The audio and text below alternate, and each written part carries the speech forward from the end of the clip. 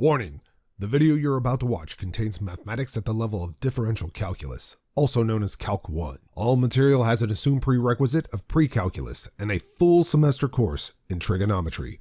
A thorough review of prerequisite topics can be found by searching the web. It's the system of equations. We must deal with them all at once. Always looking for solutions. Positive outlook overcome. Hello, my name is Roy Simpson, professor of mathematics at Cosumnes River College in Sacramento, California. This video is an introductory video into the fundamental theorem of calculus. Yes, there is actually a fundamental theorem for calculus, just like there's actually a fundamental theorem for algebra and a fundamental theorem for arithmetic. But those other two are not the concerns for us today. We will start into the fundamental theorem of calculus. Before we do, we need to familiarize ourselves with a very special kind of definite integral. By the way, prior to this, you should have already watched my video series on definite integrals. You should be very familiar with what a definite integral is. You should be very, very familiar with actually what an integral is. Like, what does it mean to have a definite integral? What does it mean to have n sub-intervals, and what does delta x mean? All that fun stuff. So left endpoint method, right endpoint method, midpoint method, all of those should be part of your current nomenclature in your math course. And now we step into the integral function, which is what this video is dedicated to. By definition, we are going to let g of x equal this definite integral. Notice it is a function of x. That is, we get to decide what we're going to plug in here, and that will tell us our upper limit for our integral, for our definite integral. So we're looking at this function f of t, and we're finding the area under that curve. And when I say under, again, I just want to make sure you understand the area underneath f from a to some value x can be a signed area. So for example, in this case, if I integrated or found the area under, in quotes, f from, and this is f right here, f of t, from a until this point right here, it would be a negative value because I'm summing up a bunch of negative areas. So it's okay to have a negative area, but we get to adjust where we stop by allowing g of x to be, or our integral to be, a function of x. In other words, our upper limit to be a function of x. So our upper limit stops when we want it to. All right. And notice, by the way, that inside the integral, this piece right here, which we call, by the way, the integrand. I don't know if I've ever said that, but that's exactly what it is. Just like inside a radical, you have a radicand, and when you add two numbers, one of them is an addend, right? So all of those words kind of mesh well in mathematics. But that integrand is a function of t, not of x. And the reason why it's a function of t and not of x is twofold. One, that is dt. So we are integrating with respect to t. And so this better be a function of t. But that is not the only reason. The other reason that it cannot be x is that x, the variable, is within our upper limit. So we cannot have a mixture of x's within our upper limit and x's here as well. That would not work well. So whatever variables are here, they had better not be in your limits of your integral. Okay, just be very aware of that. So you cannot integrate from a to x of f of x dx. That is illegal. Anyhow, we'll talk more about that later. Back to the definition. Let g of x be that function. Then g is called the integral function of f, and g represents the signed area between f and the x-axis from t equals a to t equals x. All right, which is exactly what I was saying right here. Now let's see this in action, because there's a very specific reason why I introduced this concept before we get into the fundamental theorem of calculus, and that reason is a motivation. The only example we're going to do in this video is this one right here. Let g of x, again, be the integral function or an integral function. This time we are defining it to start at 0 and end at whatever value we prefer. That's x, right? So g of x is going to be an integral from 0 to x of f of t dt, where f is the function whose graph is below. There we go. That's f of t right down there. And let's see, part A. Part A is important. Why do we use both x and t? Well, again, we use t because t is our time variable. It's the horizontal variable. I know it's really hard to read there, but that is actually down here a t right there. Just looks really, it's very hard to read. But anyway, our function f is a function of time, and x is where we're going to stop adding up areas. So we could stop and we could say, let x be 2, for example. So we would stop adding areas at that point. So one variable, x, tells us where to stop summing up areas. The other variable, t, is just the independent variable for our function. So you always need an independent variable for your function. So we needed one anyway. We just called it t. And again, x is where we stop. So that's kind of hard to write down, but I just said it out loud, so I hope you're okay with that. Now, part B here is evaluate that definite integral for x equals 0. Then we'll do it for x equals 1, then 2, 3, 4, 5, and 6. So let's go ahead and build a table of values over here to the left, and I'll do x versus g of x.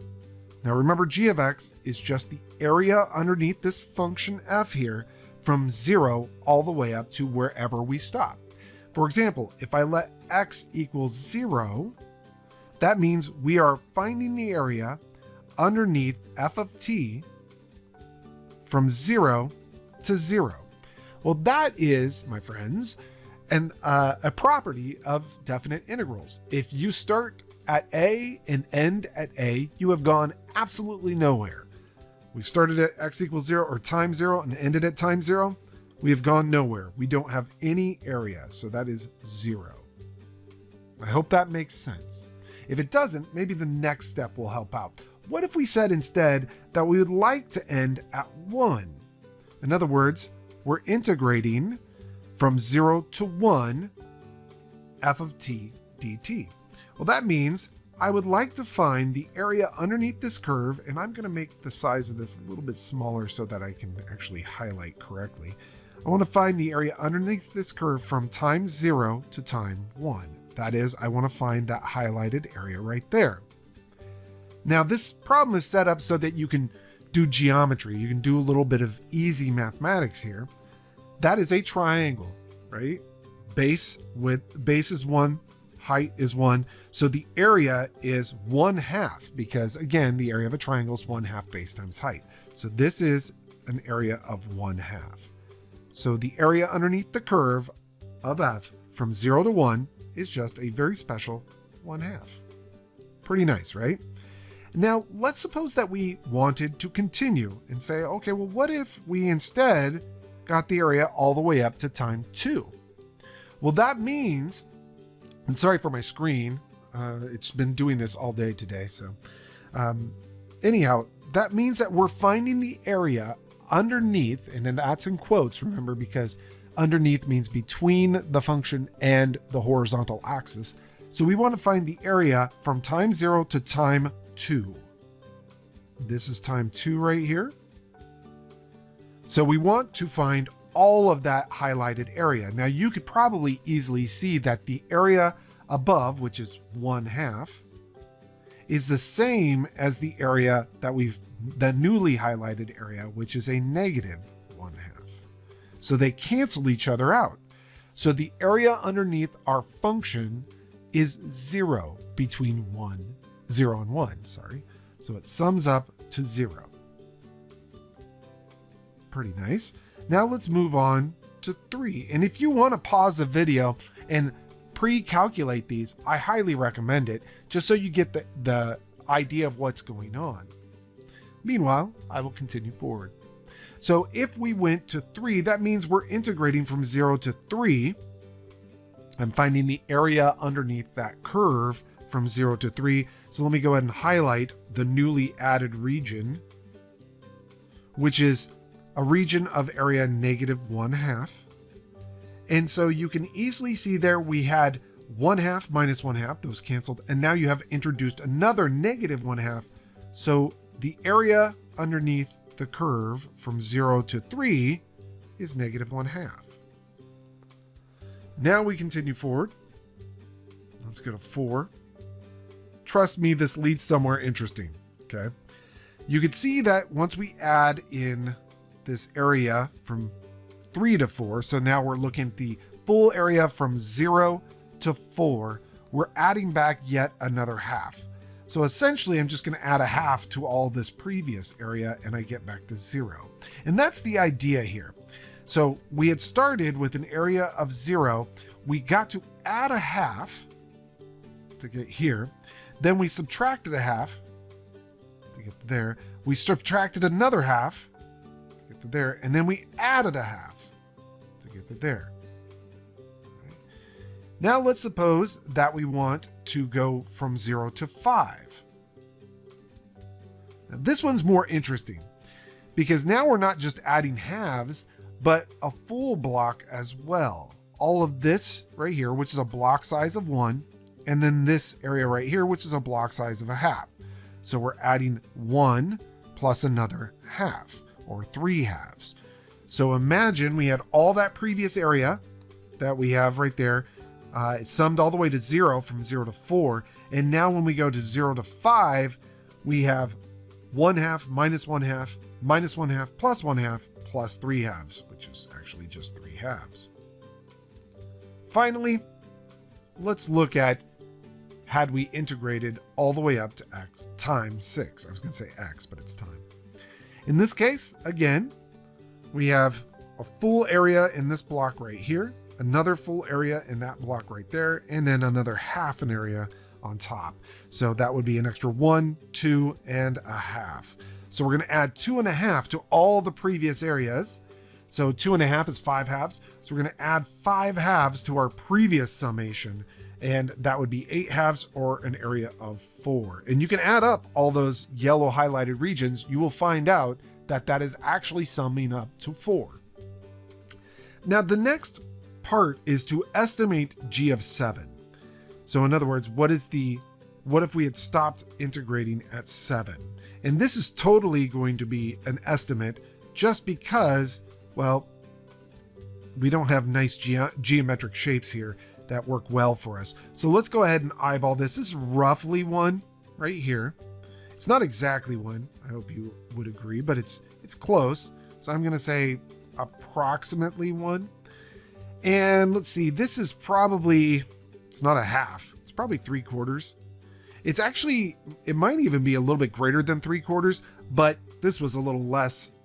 This one right here was a little less than 1. So rounding this one up to 3/4 is okay with me. I'm just going to go ahead and say that's 3/4. And then this top one here, I don't know, maybe a half, maybe it's probably less than a half, honestly. We could say a third. Let's just say a third, just for giggles, right? So let's just say this is 1/3 of that, that square, which is a 1 by 1 square. So, all right. Adding up all those areas, well, we have all the previous areas added up to 4 prior to that. We're going to add one more, so 5, and a 3/4, so 5 and 3/4, plus an extra third. And I wrote that in little baker's notation, right? That's mixed number notation.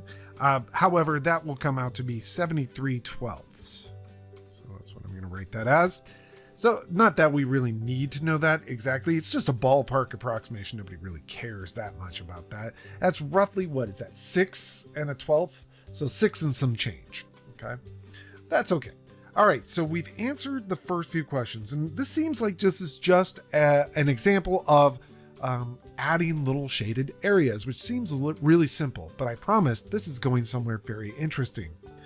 The next one, where does g, this table of values, not that function f, but that table of values, where does it look like g has a maximum and a minimum value?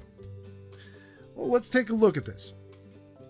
looking through, obviously, the right, at, what's this, x?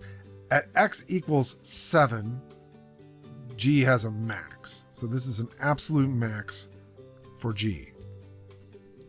Okay.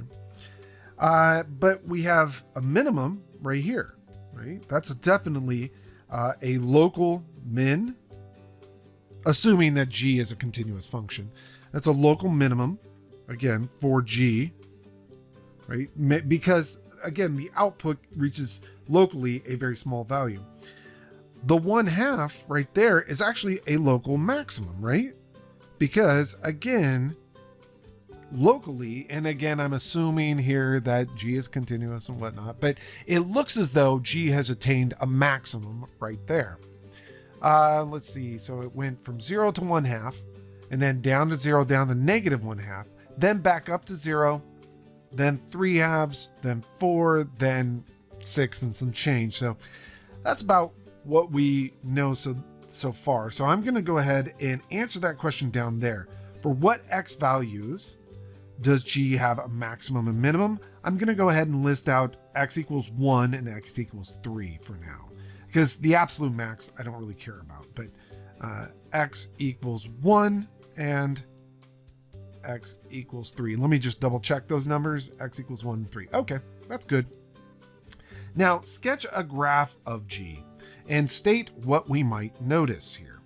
I'm going to actually use this graph to sketch g, and I'll get a bigger ink pen going on so you can really see what's happening.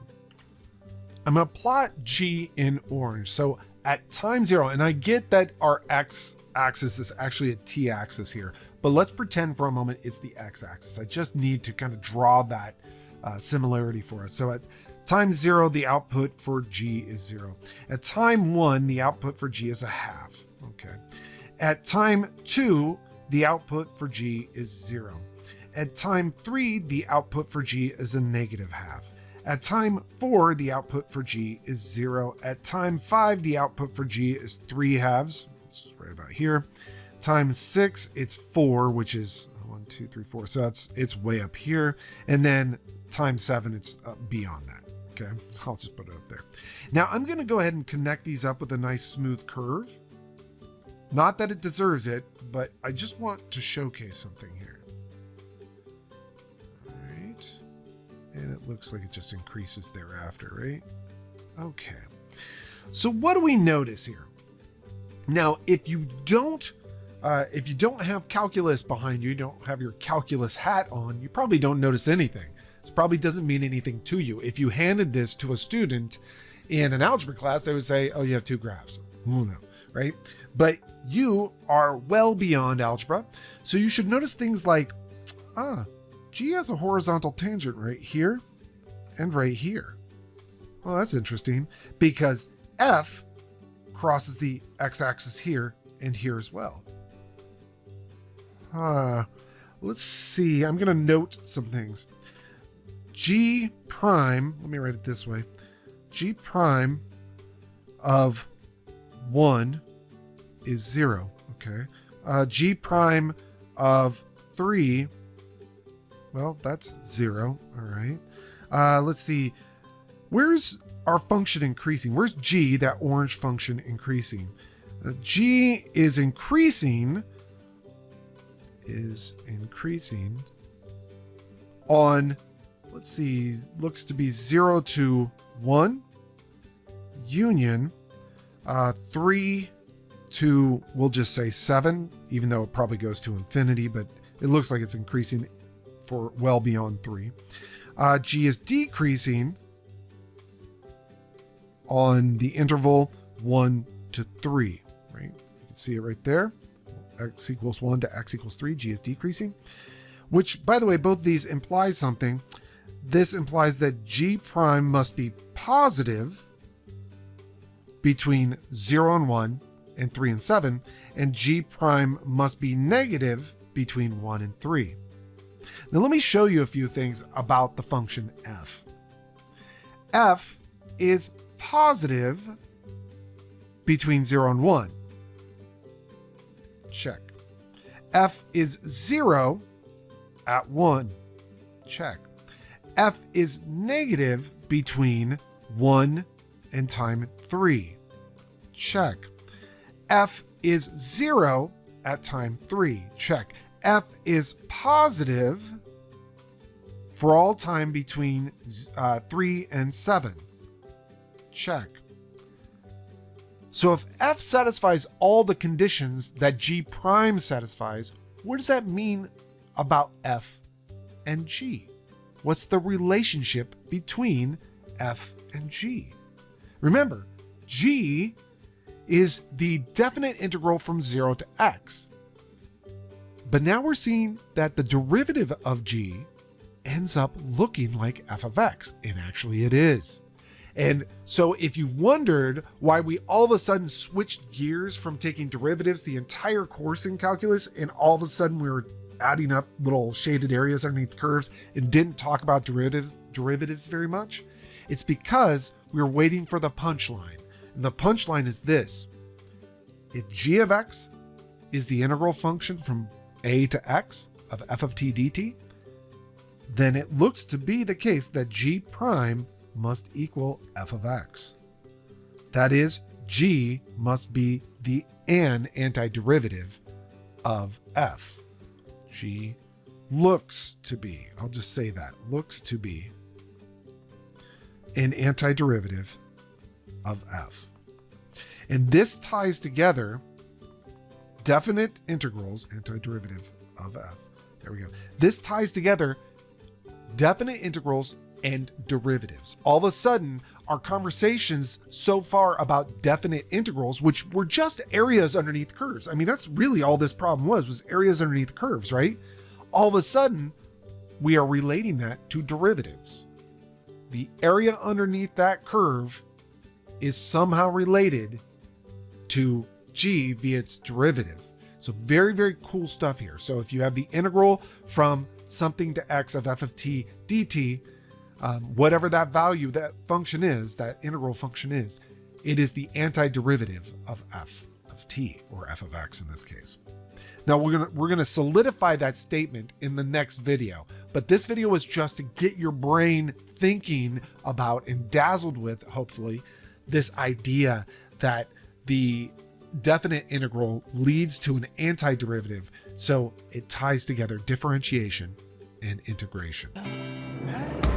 It's the system of equations. We must deal with them all at once. Always looking for solutions.